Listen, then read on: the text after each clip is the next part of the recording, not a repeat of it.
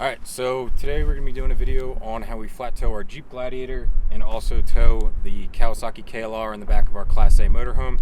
We've had this set up for about 10 to 11 months now. I actually wrote a blog on it, but I figured I'd finally make a video on how we have the whole system set up, since when I did this originally, there was nothing online, and I kind of just wang it myself. But yeah, so we've got a double hitch system on the back of the RV, which we essentially just means that instead of a single receiver coming out, we have two, with the bike rack on the top one and then the flat tow system on the bottom one. And I'll show you guys that right now. All right, let's see if I can get in here to explain this. So I wanted to do a double hitch setup, which, as you can see, we have got two receivers right here. From the factory, you only have one, and I ended up getting this custom welded to the frame of the motorhome from a shop in Montana. So we've got two 10,000 pound receivers right here. I've got the bike rack on top and I've got the flat tow bar on the bottom. And what's super nice about this is up on the top, you can kind of see it. There's a bolt here and there's a bolt here, and it acts the same as this stabilizer bar, but these are way thicker than the bolts that you'll get with this. This is probably, I'd say, a 1/2 inch thick. But anyway, so you cinch down the bolt on top and the bolt on bottom, and as you can see, the bike rack's not moving. I'm actually moving the motorhome, not the rack. And then this is the flat tow bar. And again, it doesn't move around. What you're hearing is I have stuff up on the bike rack that's rattling around. And then I just have this extra stabilizer here just for extra precautions if this comes loose or something like that. I tend to tighten these down every, I don't know, month or so. They're not loose, but I just give them a extra quarter turn and good to go. And then we've got D-rings over here for a safety change on each side, and then the breakaway cable in case the Jeep was to ever come undone. So the main reason I went with this double hitch, which was expensive, it was about $700 to get welded up, and they removed the original one for liability reasons. They didn't want to just weld another hitch onto the bottom, which was more expensive, but I get it on their end. So the main reason I wanted to do that is I would have had to get an extension piece, which probably would have came out about anywhere from 6 to 10 inches, which would have lengthened everything from the motorhome.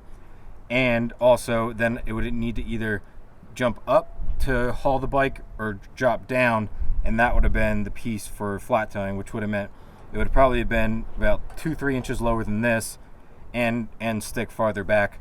Plus they're usually only rated for 4,000 to 5,000 pounds, where my bike alone is about 400 pounds to 450 pounds of tongue weight, depending on if the tank's full or not. And then our Jeep is about 6,000 pounds for towing. So the adapter piece would not have worked. If you're towing a small car, that could work, but I still wouldn't trust it. This is solid. Nothing's going to break on here.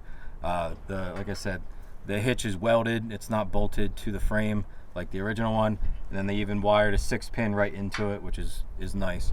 So overall, I think what you should do is get the double hitch if you're going to do this.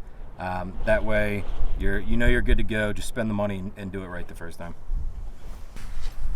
All right, so this is the other half of the entire setup. I've got a 600-pound motorcycle carrier from Amazon. I think it's called like Black Spider or Black Widow or something. It's just probably one of the top 2 or 3 that you'll see. But what I really liked about this one, it has got a wheel lock, so when you ride over it, this will rotate and it'll lock the wheel in, and it's adjustable, as you can see from the bolts here. I have mine on the second farthest back because I have a 21-inch front rim. But it's nice because when I'm on a mountain pass or just a windy road and my camper's leaning to the passenger side, I don't have to worry about the bike wanting to roll back just the ratchet straps holding it, because it's locked in with the wheel chock, which doesn't mean all the weight is being held from the ratchet straps of it possibly rolling back, even if it's in gear, which it's always in first gear, but just added peace of mind in my head. And then the only modification that we made to the bike rack is these little the tie down points. So we cut this, I believe it was like 4 to 5 inches shorter, so normally it would have stuck out to about here, and we just took it to a weld shop. We had them cut 4 or 5 inches off, and these are the original, I guess, D-ring type mounts that were welded out here. They just cut it off and re-welded it shorter. And the reason we did that is I didn't want to have to worry about doing tight turns and possibly clipping the Jeep onto the bike rack and damaging either the Jeep or damaging the bike rack. And then with the flat toe setup, as you can see down here, there's a 2-inch piece coming out, and then on top of that there is a 2-inch then receiver welded onto it. And again, we did that because I wanted everything as high as possible, because Maddie's Jeep sits very high, and I also didn't want to worry about scraping the ground. With our old flat toe setup, it was about down here and it stuck out farther, and we bottomed out a couple times and I was worried about breaking it, but we haven't bottomed out this one yet. And then we have a 12-inch receiver. I believe it's from either Reese or Kurt, one of the main two manufacturers. So we've got a 12-inch riser, and it's 10,000 pound capacity, and I think it's a 500 pound tongue weight. And then here we've got the stabilizer bolt brackets that you can get from Amazon, or probably a general hardware store, for like 15 bucks. You got one here. I've got one from the riser to the receiver down here, and then we've also got one, as I showed you earlier, onto the main receiver of the motorhome, which it honestly doesn't need, but I'd rather just have everything be super stable and not moving or bouncing around, something to break or whatever. But and then we've got our Blue Ox tow bars. They're 7,500 pound capacity, and we weighed the Jeep. I believe it was about 6,000, like 5,800 or 6,000 pounds. So well within our limit.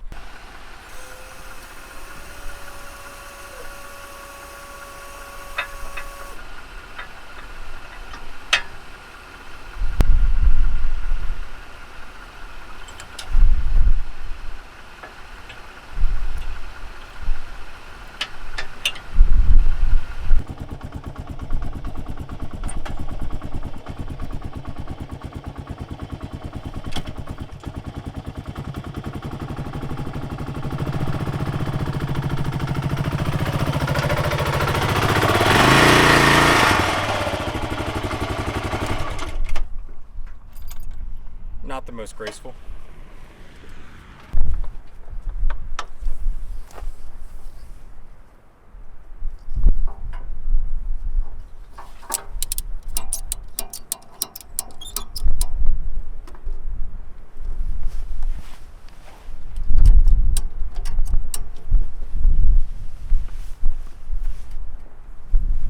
Alright, so before I start on the bike part, ignore the angle of this. We're currently camped, so the back end of the motorhome's lower than it normally is, which is making this angle seem very steep.